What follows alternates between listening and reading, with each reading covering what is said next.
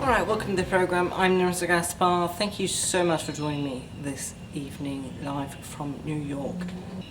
President Trump is reportedly planning to step back on some policies put forth by the Obama administration regarding Cuba. Joining me now to talk about this is a Cuban-American, Rosie Cancela. Rosie, welcome to the programme again. Pleasure having you on.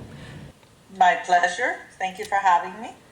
Rosie, you have been on before talking about Cuba and the US relationships of them. I'm curious to hear your take. When you see the work put forth by the Obama administration and all the work and all the support from the Cuban government to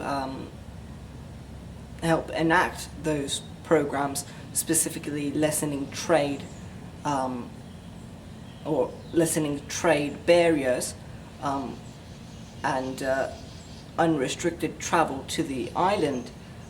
Keep in mind the embargo is still up, but when you hear something about that, and now here comes Trump saying that he might get rid of those certain policies put forth by the Obama administration to make Cuba more open to the US. How does that make you feel? Well, it's very mixed emotions. When Obama first opened the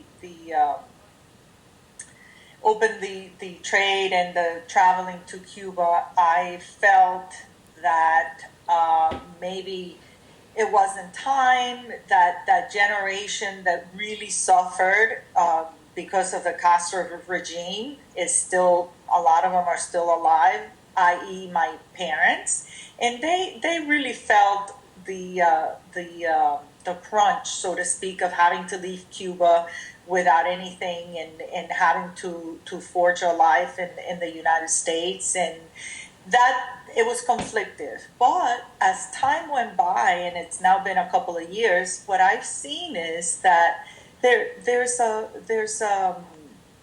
possibility of Cuba being somewhat of a free country, and that the opening of the opening up of Cuba will mean that the people who live there, the population that has done without anything for so long, could actually have a chance, have a shot at a good life. You see how all of a sudden the small businesses are doing well.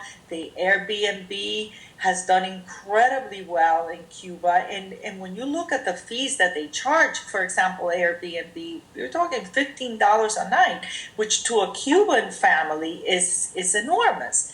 So for all of that to have opened up, for all these people to have had the possibilities that they've now been able to experience, which most of them had never even dreamed of, and to then have Trump come in and pull that from under them, pull the rug from under them, to me is a travesty. I think that it's setting us back. And of course it's not confirmed if exactly this will happen. It's just sources saying that this will he's planning on doing that. Let's say this does go through, which it probably will go through. Where do you see the relationship with the US and the island going forward? Well, I think we're going to go back 20 years is what's going to happen. And again, it's the people of Cuba, the ones that will really be hurt by closing up any sort of relations with Cuba will only hurt the people, not the government, not anybody who's even remotely involved in the government, but the people, the everyday folk is the one that will suffer. Right, and according to The Hill, who published an article on this, they report that Senator Marco Rubio, who is of Cuban descent, Bob Mendez and Mario Diaz, two of them are Republicans, one of them is a Democrat, but they have pushed for this this reform of the policies put forth by the Obama administration. What do you make of that? Of course, because people like them, they, especially the Diaz-Balart brothers, they don't have a political career without the Cuban issue. So, of course, they're going to be against anything that means opening up to Cuba because their careers may be over. The Diaz-Balart brothers, I guess, are a little bit higher up in my thinking, but someone like Marco Rubio, I have zero respect for, or anything that he has to say or stand for. Right, and lastly, Pope Francis was a key player with assisting the US and Cuba opening for those relations between the two nations.